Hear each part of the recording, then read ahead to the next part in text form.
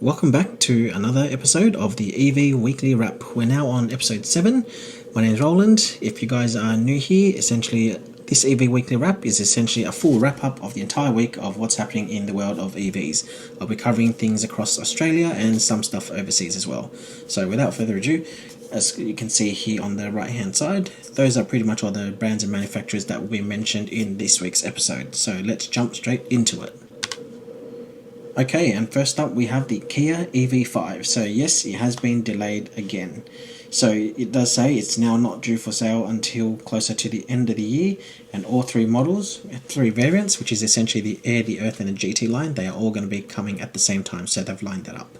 Now the official comments, I guess they've said, is that they've had unexpected wheel and software updates. So further details will be provided when they're finalised. Pricing is still yet to be announced, as it's understood that the fixes will include changes to the vehicle components, which will potentially impact how much it costs to build and to sell as well. So I will keep you guys posted once it all finalises and once we have the confirmed specs and dollar figures. So that is the Kia EV5.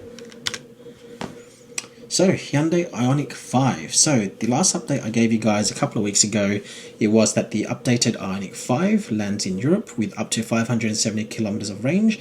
We now have confirmation for Australia, and essentially prices have gone up. So you can see over there, up by a couple of $1,000 across the range, roughly 2,300. And note, they do exclude on-road costs, so it'd be probably more in the $3,000 to $4,000 mark once you've added the on-road costs in total. Key differences is essentially extended range battery. So I previously mentioned we've gone from 58 kilowatt hour battery up to 63 kilowatt hours, and all the others have a 77 kilowatt hour battery, and they've increased, it was 77 and they've increased it to 84 kilowatt hours. Key changes: exterior styling, as you guys can see over here, you've got a revised rear bumper as well on the back over here. You've got new redesigned wheels over here and slightly different badging. Also with regards to the wheels, there are 19 and 20 inch alloy wheels, and you've also got a longer rear spoiler just at the top over here. And also in the top spec, which is called the Epic, not the N, just in terms of the normal variants, the Epic trim over here, it also does get adaptive LED headlights, so they've been added to the top of the range. The other key thing as well is the new entertainment screens, or the infotainment screens, the 12.3 inch CCNC software. They are powered by a new NVIDIA processor, and it's claimed to be 4 times more powerful in terms of their computing power. You also now do get Apple CarPlay and Android Auto as wireless. So previous or current generation that you can get now is wired only, so this is a very welcoming feature to have. And they also now do support the BlueLink app, which is the smartphone app, which essentially helps you and gives you access to the car features all from your mobile phone. So all very good features that should have been here for day one, but it does make the IONIQ 5 a very compelling car to own. So there you go, that's the IONIQ 5. Next one here, Renault Megane E-Tech. Now I haven't driven this one yet, so looking forward to potentially getting my hands on one of these in the near future. But essentially, you may have seen a while back they did have a big price cut from about 64 something, or in the 60s, down to 50s, so 54,990. They did have that for a little while in relation to financial year sales, end of year sales and whatnot, and you can see right over here they have said the price adjustment to 54,990 for Megane E-Tech will be continued as the ongoing recommended retail price. So what that means is the new price of the car is 54,990. So they've taken the sale price, they've made it permanent. So that's fantastic. And you can see here, decision to continue existing pricing for Megane E-Tech was influenced by the increased demand for the vehicle we've seen across our network since its introduction. And obviously they're also saying our job here is to listen to the market and needs of our customers to ensure we remain competitive. So fantastic, big price drop, good for competition, and hopefully many more people will buy the car and buy more EVs as well. So that's the Renault Megane E-Tech. Alright, MG Cyberster. So you guys may have seen there was a launch earlier this week, or another official launch I guess, and they're saying that it's confirmed now. Pricing is locked in, order books are open, you can absolutely register your interest and you can put an order on one, set to be between $100,000 and $150,000. We will only get the flagship model. So like with a lot of vehicles in Australia, we only get the flagship here, which is absolutely fantastic, because what that means for Australians is when we are going to buy the car, we go top spec and that is the car that we get. We don't need to worry about missing out on any features or anything like that. We go straight to the top. So that's something I really love about when we bring cars over here in Australia. So you can see there, we will get the one and only flagship 77 kilowatt hour all-wheel drive variant, and all the other ones with smaller battery packs and less performance, out the window. Don't want that, so great. And in terms of stats, so you can see here 400 kilowatts, 725 newton meters of torque, dual electric motors, 0 to 100 in 3.2 seconds. Fantastic. And yeah, so price range, as I said, $100,000 to $150,000. Exact figures will be finalized closer to launch date, but not 100% confirmed. My gut feel is it's probably going to be in the vicinity, probably closer to the 150 mark, probably 140 is what I'm thinking. And yeah, they're saying that they've already got a lot of interest from the public across the 90 plus dealers. So very exciting to see, and hopefully we'll see plenty of these on the roads in the near future. This is one that I've never seen before, I've also never heard of before. So this is the Changan vehicle, and it's been snapped on Australian roads. It's the Deepal S07. Now, this was actually spotted in Sydney. So it's on the M4 motorway in Sydney. It's electric SUV. Now, when you look at the badging over here, now I can't really zoom in, but that badging there, if you look up close, it actually looks like, or it's very similar to the Cupra logo.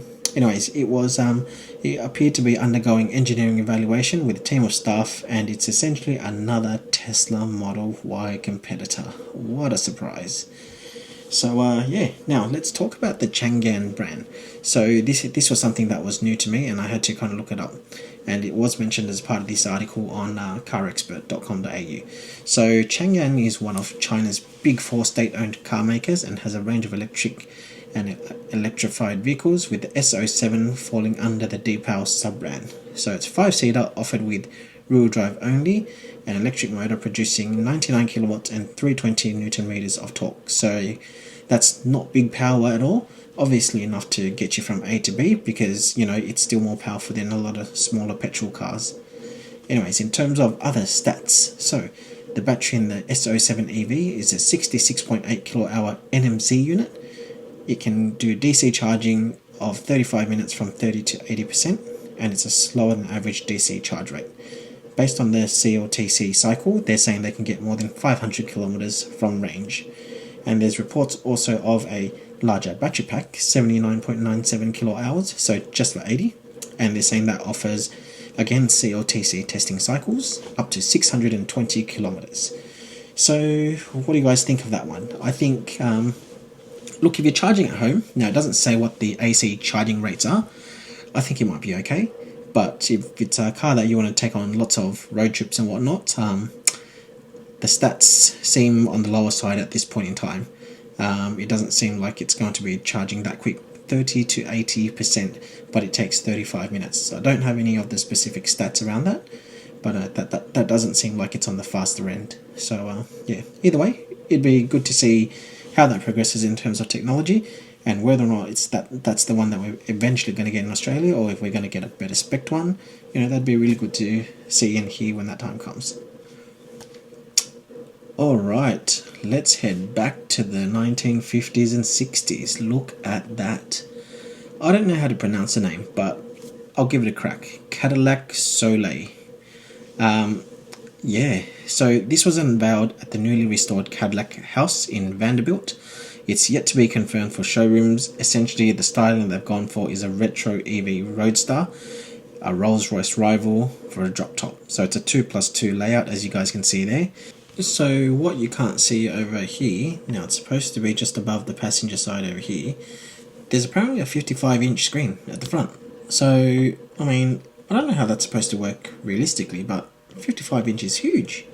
That's the size of TV these days. But anyways, so cool thing, as you know, it looks totally luxurious. Down at the bottom over here, which is essentially towards the back in between the two rear seats. You've got a power glass door which essentially opens up a beverage chiller and crystal glasses.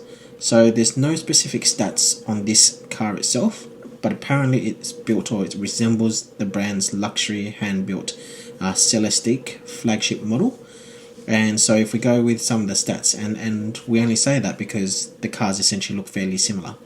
So some of the stats on the Celestiq is 111 kilowatt hour battery, 447 kilowatts in terms of power, 868 newton meters of torque, claim range of 483 kilometers, and 0 to 60, which is 96 k's an hour, of 3.8 seconds. So it's nothing crazy quick like hypercar fast, but it is a concept model at this point in time. It's supposed to be a drop-top luxury car, so in terms of the speed and the power that it offers and all of that, that is all pretty amazing. So yeah, it'd be interesting to see if this car ever comes to light. It look, as I said, there's no specific stats on it, but it looks like a really long car. So I'd be keen to see if this car actually gets brought to life. So yeah, that's Cadillac. Alright, so LDV, or the Maxus Star X EV. What a name. So it seems like this new ute is confirmed for Australia. They just haven't confirmed the name, but essentially LDV execs have said that there is a new ute coming. Supposedly for this car in particular, there will be a diesel and an electric one. What you see there is essentially the electric version. The Maxus Star X will be released in China towards the end of this year, and we're expecting to have an Australian release in 2025. Look, in terms of stats, it looks okay. The dual motor has plenty of power, 138 at the front, 216 at the rear. It is an LFP battery, so it's great that you can always charge up to 100%, not worry about it, so that's great. And then you'll notice the biggest change here, or the biggest thing, I guess, to take note of is this is a really long car. It's 5.5 meters long. The width at just over 2 meters and height at 1.86 meters, or 1860 millimeters, that's totally okay. Most cars are probably around those dimensions. I mean, the width is on the wider side of things, but you know, they're totally acceptable. But 5.5 meters, that's the size of my whole double garage. Like, that's really long. So yeah, and look, for context for people with the people mover and whatnot, the Kia Carnival is 5.1. You've got the Zeekr 009 that's coming, that's 5.2. I don't know off the top of my head the dimensions of other utes, but all I know is 5.5 is very long. So yeah, there you have it. Let's move on. Genesis GV60 Magma Electric. You guys may recall seeing this a couple of weeks ago, and this was revealed at the Goodwood Festival. I thought it was such a beautiful car. I thought it looked amazing, and you know what? Genesis has already confirmed that they will have Magma versions of all of their production vehicles. So that is really exciting that these are coming. I do hope that they do come to Australia, but essentially here's the confirmed stuff, and I've typed this out. So Genesis' first Magma, the GV60, will begin production in the third quarter of 2025, ahead of an expected launch in international markets before the end of next year. So that's fantastic. Now they're saying here also, with plans for a Magma version of each production vehicles, 5 more performance variants could be added to the pipeline. So that'll be like the G70, G80, G90. There's also the GV70 and GV80 SUVs. So yeah, watch this space. I really hope it does come here, because that thing looks absolutely wild. Great colour too. Perfect colour. I love it. Alright, let's see what's next. Skoda Elroq. Now, again, this is another one that I have mentioned the past couple of weeks, and what was mentioned there was no confirmation for Australia yet. It was just a part of the launch. They were doing lots of teasers, and hence these were the camouflage type pictures that they were putting out as a part of that. Well, here's the update. So Skoda Australia Head of Product and Marketing, Kieran Merrigan, confirmed global production of the Elroq is due to commence within a few months, with its local launch expected to follow. The current plan is that global production will start in November this year, and production scheduled for February, so hopefully we'll have that car in market during Q3 2025, obviously subject to change.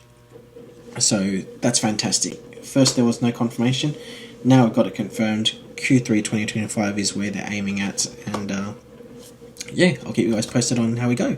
Just remember, top spec here, we had the 85X, that was a top spec.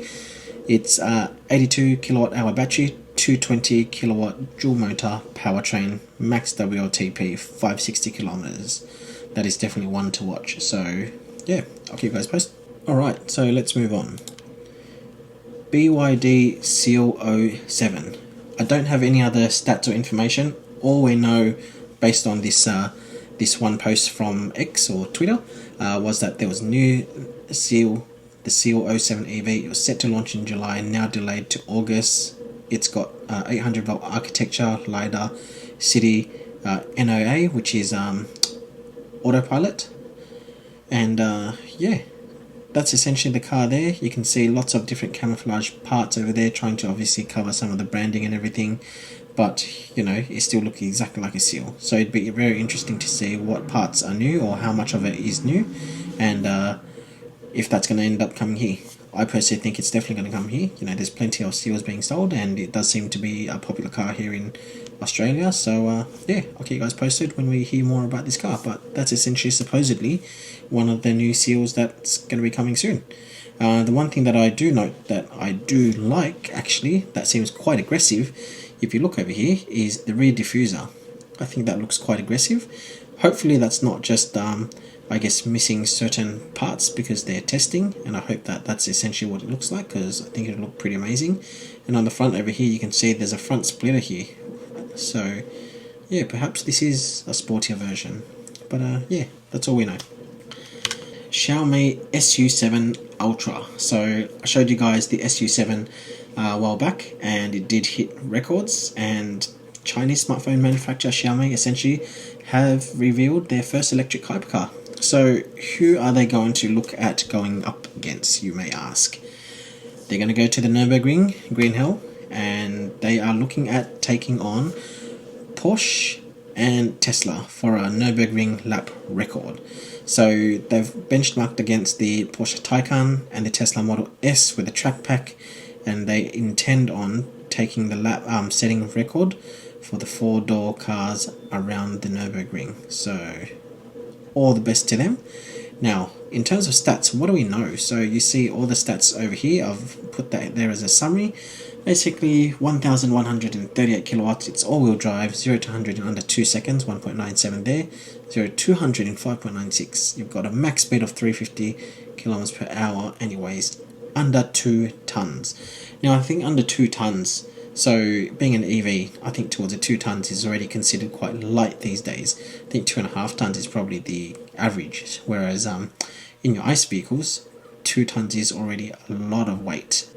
So yeah, so besides that, Xiaomi reportedly intends to return to Nürburgring in 2025 to make another lap time attempt with the production version of the SU7 Ultra. So all the best to them. I think the car looks absolutely fantastic.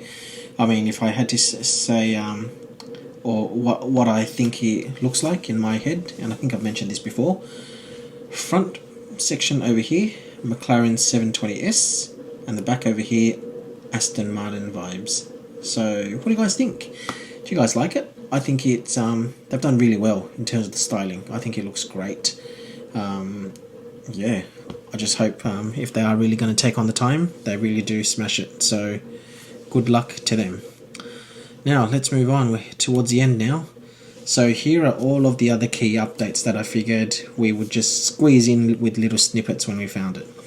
So starting at the top left, so Toyota arms dealerships for the launch of 2 new electric cars. So currently, obviously, they just got the BZ4X, which is its only sole one.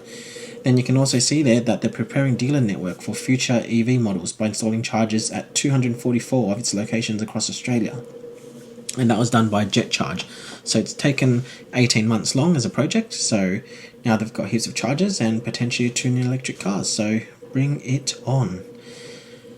Then to the right, Elon Musk has announced. So I did I think last week or the week before, Robotaxi was going to be delayed. It's now confirmed, October 10th. So watch this space. I'll keep you guys posted. Following on, more Tesla news on the bottom right. Finally, Tesla Roadster on track for production next year after delays. So it's taken nearly 7 years, which I guess some people would think it's a joke, but supposedly it's coming. So, you know, Elon is a man of his words usually, even though he does joke about, oh, he's got really poor timing. But be interesting to see, especially about how he's always mentioned, you know, SpaceX thruster technology and Roadstar. That'd be really interesting to see. I'll jump down to the bottom one first. So Kia EV6 GT gets IONIQ 5N's fake gears later this year. So the long story short is EV6 itself does have a facelift for a new version coming. They haven't mentioned anything about the GT, but now they're saying that the GT is going to get some of the IONIQ 5N's fake gears, which is essentially all to do with helping that the driver experience, essentially being able to shift up, down, fake noises and all of that stuff to mimic a real ICE vehicle. They're probably not going to get as extreme as the IONIQ 5N with all of the customization and everything else, but it's good to see that they're doing that to help enhance that driver experience. And the one big thing, or the biggest update for on this page here, is this one over here. Hyundai, Kia and Genesis brands have released user-installed software to disable annoying speed limit alerts. Fantastic. They have taken way too long to introduce that. That should have been available from day one. But regardless, I am glad that you guys have listened to your customers and you have finally put in a fix to stop those annoying dings and beeps or whatever you want to call it. So supposedly once you install the software there, it says here a short press of the steering wheel mute button will silence audio like normal, and a long press will stop the audible speed limit warning.